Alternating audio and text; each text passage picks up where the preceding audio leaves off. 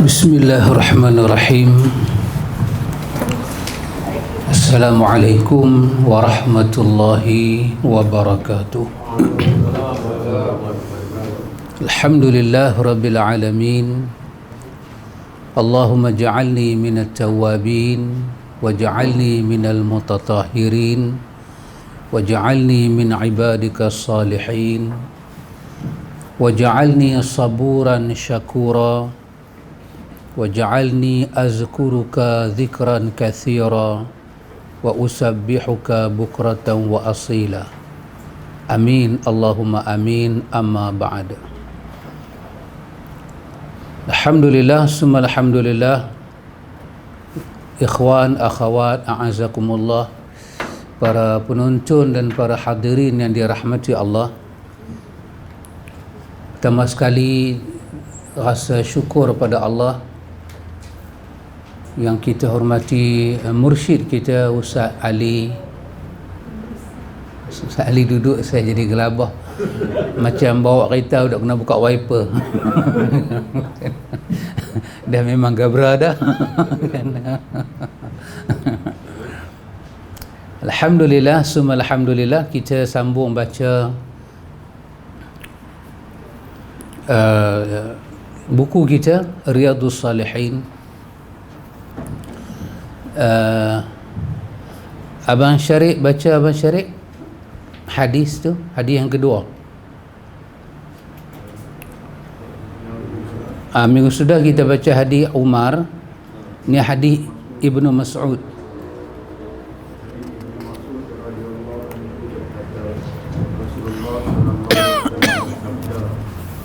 Tidaklah termasuk golongan kami orang yang menampari pipi, menyobek-nyobek baju dan menjerit-jerit seperti jeritan orang jahiliah.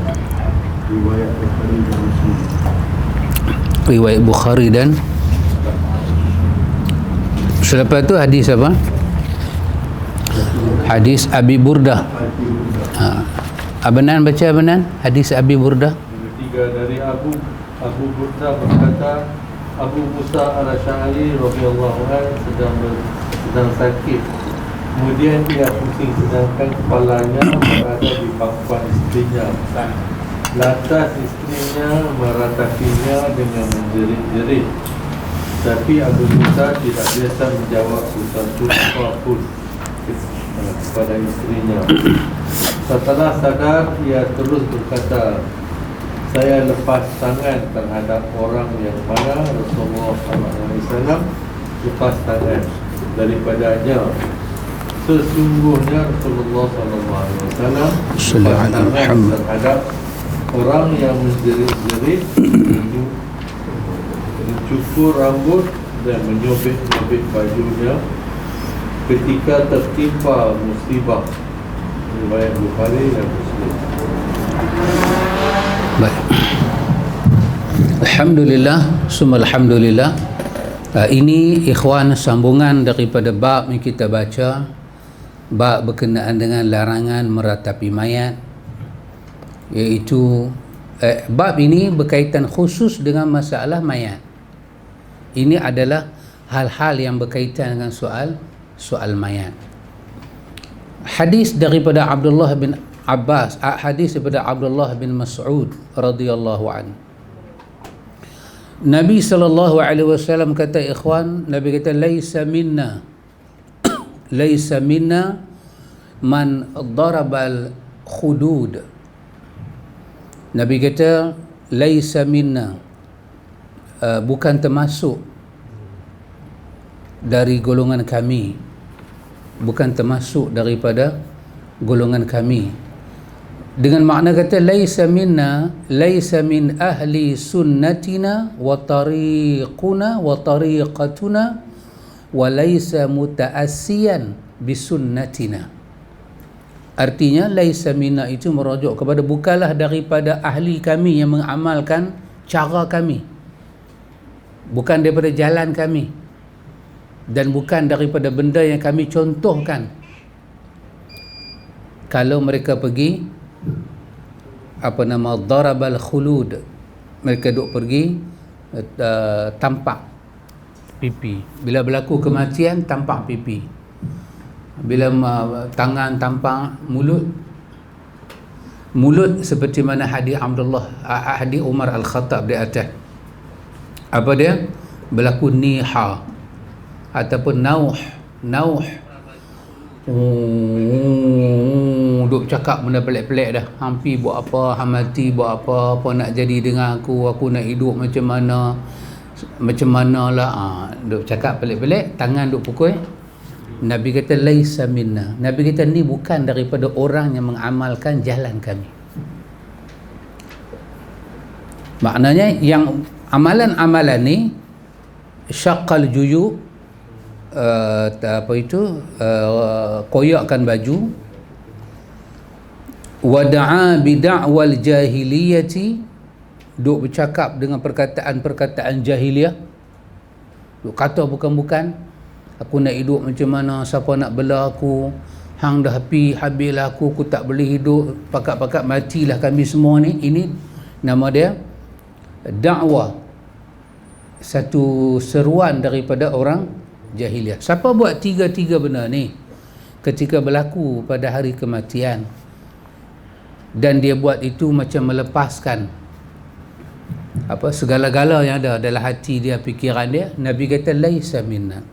Nabi kata ini bukan daripada orang yang mengamalkan jalan cara kami, hidup cara kami, dan ini bukan orang yang mengambil contoh daripada kami. Subhanallah ikhwan. Jadi bila Nabi kata laisa minna, maka timbullah persoalan daripada mana mereka dapat benda tu. Dan semua amalan yang tidak diambil daripada Nabi, hadis yang kita dengar berulang-ulang kali itu kata ditolak, tak diterima. Cipta satu amalan, reka satu amalan, lepas tu pergi buat satu amalan, Nabi kata yang bukan dari kami. Di ujung hadis itu semua sama. Apa dia? Fahuwa raddun, ditolak. Maka Tuhan tolak ni semua ni. Tuhan tak bagi pahala. Dahlah Tuhan tak bagi pahala, tak ikut cara Nabi, benda ni pula masuk dalam larangan pula. Patut hari mati ni hari Tuhan memberi ganjaran yang besar. Sebab apa ya ikhwan? Sebab mati ni para ulama kita sebut dengan kita, bila kita kata al-mautu musibatun azimah, mati ni satu malapetaka yang cukup besar. Ima pada kawan mati, ima pada waris yang dia tinggal. Dia satu musibah yang azimatun, satu musibah yang cukup besar. Kalau musibah tu besar, dia punya ganjaran dia pun mesti besar. Tiba-tiba hamba Allah ni, dia pergi tukar tempat ganjaran yang besar tu dengan satu dosa yang besar pula.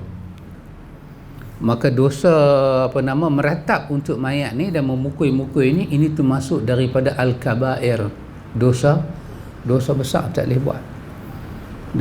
Dan Imam Az-Zahabi senaraikan ini daripada dosa besar. Baik, jadi ketiga-tiga amalan ni tak boleh ada pada kita, pada masyarakat kita ketika berlakunya hari kematian. Hadis daripada Burdah tadi, daripada Abi Burdah, daripada Abi Burdah. Abi Burdah cerita, dia cerita ini bila dah Nabi ajak benda ni, Nabi dah membawa amalan. Di sini kita tengok ada dua. Satu, Nabi menafikan itu daripada ajaran dia. Nabi kata laisa minna. Ini bukan petunjuk Muhammad. Muhammad tak pernah ajak benda ni, dan ini bukan daripada orang yang mengamalkan cara Muhammad. Laisa min ahli sunnatina. Ini bukan daripada orang yang mengamalkan sunnah kami. Bukan daripada orang yang ikut tariqatuna, jalan kami. Dan bukan orang yang ta'assa, orang yang mencontohi cara kami. Tengok bukan jalan dia, bukan sunnah dia, dan bukan orang yang contoh dia. Itu makna laisa minna. Jadi pada perkataan laisa minna ni, apakah amalan yang orang buat itu, kedudukan dia suatu tergantung yang tak tahu nak ke mana ni. Nabi kata bukan dari Nabi, sedangkan ayat Quran kata laqad kana lakum fi rasulillahi uswatun hasanah. Itu jelas Muhammad salawatullah wa salamuhu alaihi kena jadi uswatun hasanah. Dan 31 daripada Ali Imran kata qul in kuntum tuhibbunallah fattabi'uni, kamu semua kena ikut aku Muhammad. Maka amalan ni Nabi kata bukan daripada aku, bukan jalan aku, bukan sunnah aku, dan bukan daripada orang yang contoh aku. Maka orang yang buat amalan ni, di mana kedudukan dia? Nabi kata aku tak ajak, dia tak ikut aku, dan bukan daripada sunnah aku. Maka amalan yang dia buat itu diserahkan pada diri kawan tu sendiri untuk balik bertemu Tuhan. Maka dia ni satu orang yang berani lah, kita kata. Sebab kita ni akan bangkit di hadapan Tuhan, kita tak akan berani. Belakang kita ni nak menyorok belakang Rasul. Sebab Rasul akan jadi syahid pada kita, akan jadi saksi.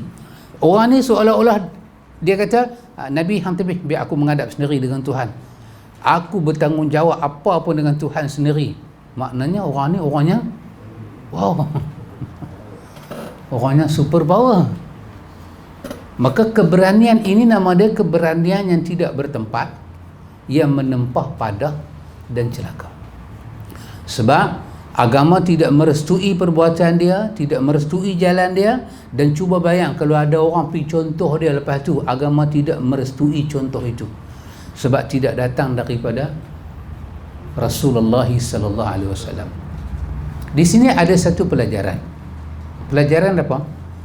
Apa sahaja perkara yang kita buat yang tidak kita contoh Nabi, kita tak ambil jalan Nabi, dan kita tidak, amalan itu tidak duduk di atas sunnah, maka sewajarnya ada rasa takut pada kita. Inilah ismina, Nabi melepaskan diri dia. Ya, kita daripada semayang, takbir sampai bagi salam Pakcik Din, semuanya di atas sunnah, ya. Pasal Nabi kata sallu kama ra'aitumuni usalli. Jadi kalau kawan tu boleh start semayang dengan apa yang Nabi tak ajar, macam mana kita nak kata dia contoh Nabi? Dia berada di atas petunjuk Nabi, dan itu daripada jalan Nabi. Sedangkan terang-terang yang dia buat tu Nabi tak buat. Saya ingin mengimbau pelajaran kita kepada apa yang pernah kita banyak kali dah sebut, tapi mungkin kita ingat balik perkataan Imamuna Asy-Syafi'i rahimahullahu ta'ala dalam kitab dia Ar-Risalah. Imam kita, Imam Asy-Syafi'i, Imam Syafi'i imam kita, Imam Malik imam kita, Imam Ahmad imam kita, Imam Abu Hanifah imam kita. Semua a'immah ahlu sunnah adalah imamuna. Betul ya Ustaz Ali, kita diajak lagu tu kan. Kita kata imam kita siapa? Imam kita Imam Syafi'i. Imam Abu Hanifah, Imam Abu Hanifah bukan imam kita, dia mazhab lain. Salah tu. Dia imam kita. Seluruh imam di bawah bumbung ahlu sunnah wal jamaah adalah imam kita. Imamuna, panggilan dia Imamuna. Lepas tu kita sebut nama dia. Imamuna Asy-Syafi'i, Imamuna Abu Hanifah, Imamuna Imam Malik, Imamuna Ahmad bin Hanbal, Imamuna An-Nawawi, Imamuna Al-Ghazali. Sebut nama. Jangan kata imam apa, ini mazhab kita, tu mazhab orang. Tak. Semua imam Ahlus Sunnah adalah imam. Kecuali dia main lagu Syiah 10 Muharram duk pukul dada, takkan kita nak kata imamuna. Tak, kita kata laisa minna. Dia bukan dari kita, kita bukan dari dia. Saya mengimbau balik perkataan Imamuna Asy-Syafi'i rahimahullahu ta'ala dalam kitab Ar-Risalah. Saya rasa ini adalah dua muatan yang penting di dalam kita nak faham makna hadis ini laisa minna. Apa dia? Kata Imam Asy-Syafi'i rahimahullahu ta'ala, dia kata ada pertama sekali Rasulullah ini Allah suruh kita ikut dia. Allah suruh kita ikut dia. Dan kita kena tahu, insan yang paling suci, yang paling murni, yang paling bersih di sisi Allah adalah Rasulullah. Ingat tu, kita disuruh ikut Rasulullah. Dia adalah insan yang paling suci, bersih, sampai Allah dan para malaikat berselawat pada dia, dan diperintah orang beriman selawat pada dia.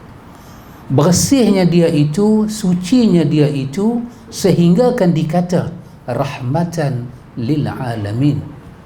Sinar dia menjadi rahmat bagi sekalian alam. Subhanallah. Betul Pak Cik Din? Syat. Dahsyat. Dulu perkataan dalam Quran Allah kata, ya bani Israil azkuru ni'mati allati an'amtu alaikum wa anni faddaltukum 'alal 'alamin. Perkataan dia, wa anni faddaltukum 'alal 'alamin, dan aku beri kamu kelebihan atas sekalian alam. Bani Israel dikatakan mempunyai kelebihan di atas sekalian alam. Sekarang Tuhan kata, wa ma arsalnaka illa rahmatan lil alamin, mengatasi. Walaupun makna alam pada perkataan Bani Israel itu ada kupasan ulama tafsir, alam itu bermakna alam pada zaman mereka sahaja.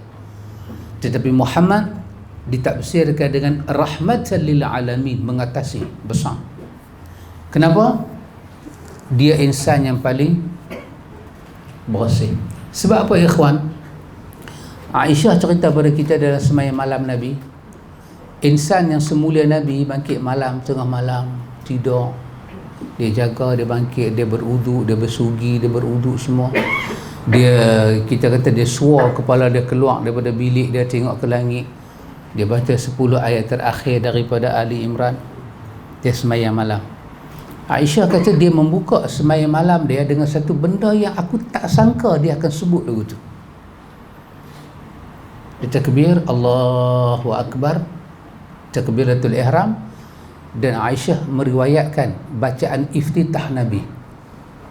Nabi start dengan perkataan Allahumma ba'id baini wa bainal khatayaya kama ba'adta bainal masyriq wal maghrib. Subhanallah. Wahai insan ni, dahsyat dia ni.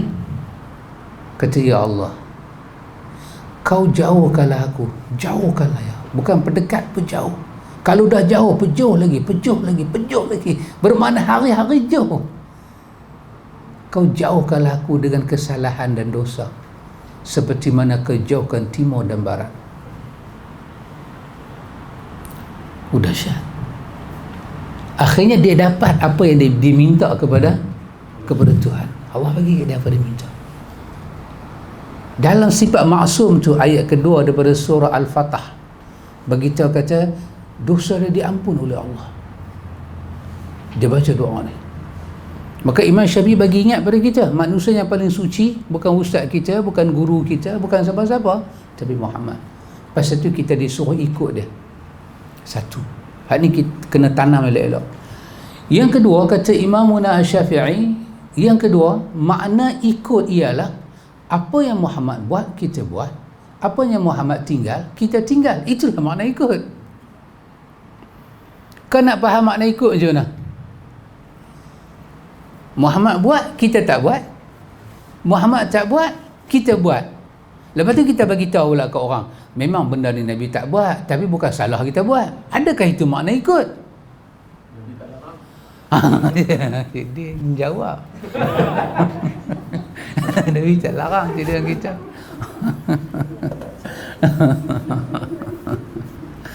Betul lah Nabi tak larang kan? Betul lah. Tapi kita ni, larangan ni berapa jenis dah? Bukan berapa jenis. Berapa isyarat kepada larangan. Saya ingat kita ni semua pernah ada pengalaman anak kecil belakang. Anak kita ni sebelum pergi rumah orang, bagi dia makan sampai kenyang, termonyeh-monyeh.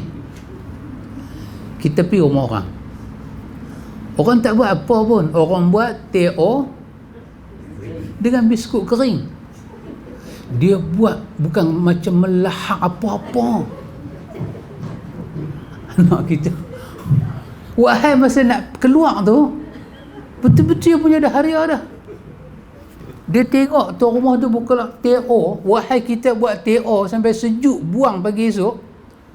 Tapi rumah orang tuang secawan, tirih cawan, tuang lagi, tirih lagi. Dia sapu betul-betul. Betul dia duduk tunjuk lagi. Kita dah naik dah lah kita punya kan? Adakah kita kata kat anak kita, adakah kita ini satu larangan, jangan minum? Tak. Tapi kita usah rekod mata. Itu macamnya gigi kita duduk kenjan, bibir mulut kita duduk ni. Yang cerdik sikit, yang abang tu, dia tengok bapak dia jadi lagu tu, dia faham lah. Dia sengak dia tak ni. Tapi yang adik itu tak apa nak faham, dia boleh habaq ke orang. Ayah awak duduk jegir. Pai. Memang dia balik dia disusah betul. Dia kena sesah. Silat-silat dalam kereta dia kena sesah. Ini satu contoh lah kan. Kita kata kat dia, tak faham ke ayah duk jegir tu? Lah ayah jegir bukan ayah kata dilarang. Ayah jegir saja bukan ayah kata dilarang. Aku jegir tu larang lah, bangang oi. Lain kali ayah kalau nak larang, abang lah larang.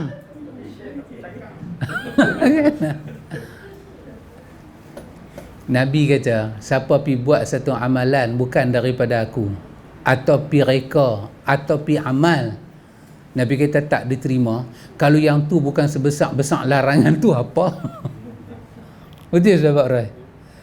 Nabi nak pergi habaq, bab semayang aku nak larang macam ni, bab puasa dia tak cakap macam tu. Dia Rasul rahmatan lil alamin. Dia pakai satu je, signboard besar larangan. Semua orang faham. Pasal tu kata, kita kata tengok abang dah berakai, adik tak tahu apa dah akai. Pasal tak faham jigir. Kadang-kadang kita jigir sahabat Rai, semua mata pergi tengok. Pasal apa adik tak faham? Pasal adik kita kata tak berakai. Abang tak ni dah. Abang minum secawan pun tak habis lah. Pasal dia duduk tengok ayah duduk jegir. Tangan mak dia duduk lalu tepi, kutih sikit. Abang lah terkena, adik tak kena. Kata tak, abang faham, abang berakai. Bila Nabi kata, siapa beramal dengan satu amalan yang bukan daripada aku, ditolak. Siapa yang pergi reka satu amalan bukan daripada aku, ditolak. Umat yang berakai faham ke tak? Ni saya ingat orang marah pula saya. Kata saya. Tapi itu contoh lah. Itu contoh. Tapi kalau umat ni jadi macam mana adik tadi, korang berakai, dia tak faham lah. Dia tak faham lah. Maka ikhwan, bila Imam Syafi'i kata apa dia, maksud ikut tu apa dia? Yang Nabi buat kita buat, yang Nabi tak buat kita tak buat, itulah maksud ikut. Kalau kita ada makna lain maksud ikut, kita kata ikut aku. Tapi rumah tak mana atas tu, tapi rumah sahabat Rai kan tak mana atas, ikut lah. Kona. Kawan depan kona, kita kona. Kawan Petroi kita kona. Kawan Petroi kita kona. Lepas tu cari rumah tak jumpa. Kawan kita depan tu nanti kata pada kita, kan saya kata ikut. Dah lah memang ikut, tapi dah ada kona. Kalau tak kona sayang lah kan. Tak ada pula larangan kona.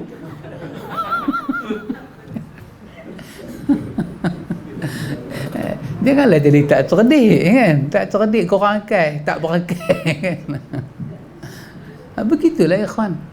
Nabi kata laisa minna. Hampa nak tepuk pipi bila orang mati, hampa nak cakap bukan-bukan, hampa nak koyak baju, hampa boleh buat lah, Nabi kata. Tapi Nabi kata laisa minna, bukan dari ajaran aku. Kalau bukan daripada ajaran Nabi, dari siapa tu? Maka Imam Syafi'i kata kena ikut, kena tahu benda ni. Bila kita sebut nama Nabi, dia adalah insan yang paling suci, bersih di sisi Allah, dan dia adalah insan yang kita kena ikut. Dan makna ikut tu apa dia? Dia buat, kita buat. Dia tinggalkan, kita tinggalkan. Itulah makna ikut. Maka ini umat, ini pada yang kita duk baca larangan ni, ialah benda yang Nabi tak suruh buat pun, bahkan Nabi larang duk pergi meratap, dia pergi buat. Ini contoh yang ada dalam hadis Abi Burdah ni.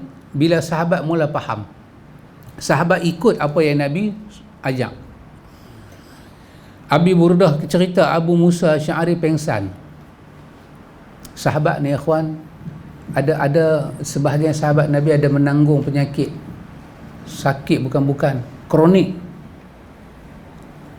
Dan ada sahabat Nabi mati kerana ta'un, penyakit macam kita duk kena ni kan. Salah satunya Muaz bin Jabal, kesian kat dia, dia mati seorang-seorang sunyi kerana kesakitan yang penyakit berjangkit. Maka sahabat ni ada macam-macam dia punya hal, ujian-ujian Tuhan pada mereka. Ada sahabat perut dia membengkak 30 tahun, Imran bin Husain, 30 tahun. Sampai sahabat lain pergi ziarah dia menangis. Ada sahabat di ujung umur dia buta. Seperti siapa? Abdullah bin Abbas. Tak nampak, mata tak nampak. Tak tahulah buta ke ataupun kita kata cataract ke, mungkinlah juga tak nampak. Subhanallah.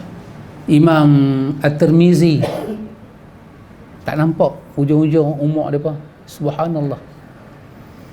Maka pengsanlah Abu Musa Sy'ari ni, pengsan. Dia pengsan itu, kepala dia jatuh di atas riba bini dia. Terkulai lah, kita kata dia terkulai. Dalam duk terkulai tu jadi apa? Ni yang jadi. Depa pakat duduk meratui. Depa duk teriak sambil meratui, cakap bukan-bukan. Depa duk kata dia mati. Kata dia tu pun di ujung-ujung tu dah boleh sedap sikit, roh duk main pelan-pelan kan. Duk dengar lah dia duk cakap tu, tapi nak balas tak boleh dah. Letih dah. Tapi duk dengar lah dia duk kata tu. Falam yastati' an yarudda 'alaiha syai'a. Nak balas tak boleh dah. Tapi dengar dia duk cakap. Falamma afaqa. Bila dia dah segar semua elok. Tengok apa dia sebut. Dia sebut apa yang diambil daripada Nabi sebiji, seperti hadis Abdullah bin Mas'ud tadi. Dia kata ana bari'un mimman bari'a minhu Rasulullah sallallahu alaihi wasallam. Dia kata aku berlepas diri daripada apa yang Rasulullah melepaskan diri daripadanya. Aku tak mau terlibat dengan apa yang Rasulullah tak mau terlibat. Apa dia? Dia kata bari'a minas saliqah. Aku berlepas diri daripada apa? Daripada saliqah, daripada peratap. Perempuan-perempuan yang peratap ni aku tak suka. Haliqah, wanita-wanita bila main musibah mati suka botak kepala, cukok. Dasyaqah, wanita yang suka koyak tarik apa yang ada pakaian-pakaian ni. Semua ni Nabi tak bagi buat, dan Nabi kata bukan daripada dia, maka aku melepaskan diri. Hampa buat, aku tak mau terlibat. Ini cara sahabat terima sunnah. Dah mereka tahu kata itu cara Nabi, terus mereka ambil. Inilah ikhwan kena ada pada diri kita. Pertama kita belajar dulu sunnah ni apa? Belajar dulu. Pelan-pelan kita belajar. Sunnah semayang, sunnah puasa kan? Belajar pelan-pelan, ambil tahu sikit demi sikit. Yang Nabi suruh kita buat dulu apa? Dalam banyak-banyak sunnah yang Nabi suruh kita buat dulu, semayang macam dia, berbanding pakai serban, berbanding pakai jubah, berbanding sipar rambut panjang. Anak muda hari ni nak sipar rambut panjang pasal Nabi pernah rambut panjang. Memang Nabi pernah rambut panjang pasal Nabi orang Arab, cara Arab lah. Arab muda lagu ni rambut dia, Arab main bomok sikit lagu ni rambut dia. Lepas tu Nabi Bila main umur macam kita ni, rambut lagu biasa-biasa. Saya nak ambil dengan rebonding. Bayang kalau macam saya main dengan rambut macam tu. Takat ni rebonding lagi. Gak-gak baca Riyadhus Shalihin, orang tengok rambut ke tengok kita? Pelik berbenar ya. Mana idaknya? Yang pelik. Tak, itu bukan sunnah Nabi suruh ikut pun. Yang Nabi suruh ikut apa dia? Khuzu anni manasikakum. Kamu buat haji, kamu buat umrah, kamu ambil daripada aku. Kamu nak puasa, ambil daripada aku. Akidah, ambil daripada aku. Kerana itu ikhwan, kita belajar dulu. Dah peringkat kedua dah kita kenal, kita cam, kita reti, kita yakin. Kita kena pegang. Pegang seperti mana kita belajar. Jadi orang belajar ni, dia punya harakat belajar ni, kedudukan belajar tu berbeza-beza. Kita pegang apa yang kita belajar. Sahabat Nabi Abu Musa Asy'ari, dia pegang.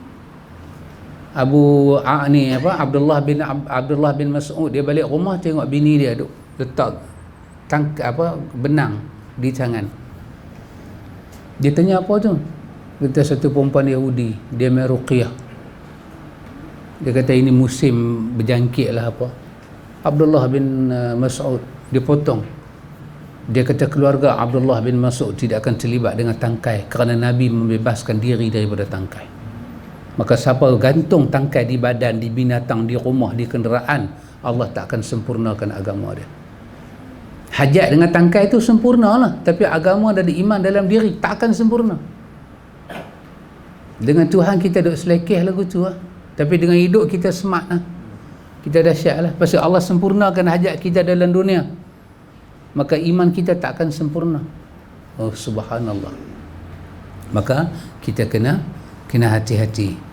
Maka itu dua hadis yang kita baca tadi, sokongan daripada hadis yang pertama daripada Umar Al-Khattab kita baca. Semua ini larang berlakunya apa itu ratapan. Apa hukum meratap? Hukum dia adalah dosa besar. Dan kita bila tengok orang meratap, kita disuruh bagi nasihat, jangan meneruskan ratapan itu. Kalau lah kata si suami ni tadi meninggal dan isteri meratap, sebab isteri tak minta ni, adakah dosa itu ditanggung oleh si mayat? Suami dia lah. Wallahu ta'ala a'lam. Allah ta'ala maha mengetahui. Abah Syarif kata suami mati, bini meratap. Bini tak tahu kata meratap tu tak boleh. So Abah Syarif kata timbul soalan, adakah suami akan dikira salah? Ya, Allah Ta'ala yang maha mengetahui. Sekiranya suami tahu meratap tu tak boleh, mati suami tu, dan dia tak pernah ajak isteri dia kerana dia rasa tu tak besar, tiba-tiba bini dia buat, sedangkan itu dalam pengetahuan dia, maka dia akan dihisap di hari akhirat. Dia punya bicara akhirat. Tapi dengan suami dia meratap, adakah suami dia akan diazab ketika itu? Tidak. Kita balik pada hadis mula tu, hadis Umar Al-Khattab, mayat diazab kerana ratapan. Itu bagi siapa? Bagi mayat yang berwasiat supaya dia diratapi. Adapun yang kes ni adalah kes umum, kes tak menunaikan amanah pendidikan, yang tu akan diselesaikan di mahsyar nanti. Jadi taklah itu dikatakan dosa khusus, tidak. Ada dosa yang akan dihisap. Maka Tuhan katanya lah, pasal apa bini hang meratap mati, sedangkan hang tahu. Pasal apa hang tak ajak? Dia akan dedah lah hati dia. Saya rasa benda ni remeh je, tak payah ajak kot. Saya ingat dia tahu sendiri. Mana boleh ingat? Benda hang tahu benda tu salah, kena ajak. Kat situ dikatakan ku ampusakum wa ahlikum nara. Boleh Abang Syarif? Wallahu ta'ala a'lam. InsyaAllah ikhwan, cukuplah baca hadis pendek-pendek. Kita sembahyang dulu, lepas tu kita sambung kuliah kita lepas Isyak. Buat lepas maghrib ni best, pendek-pendek baca. Jadi tak ada masa nak menyeleweng. Bukanlah menyeleweng sangat kan, tapi tak ada masa. Alhamdulillah. Jadi ketak pun tak lama. Kan selesai dah. Bila ketak.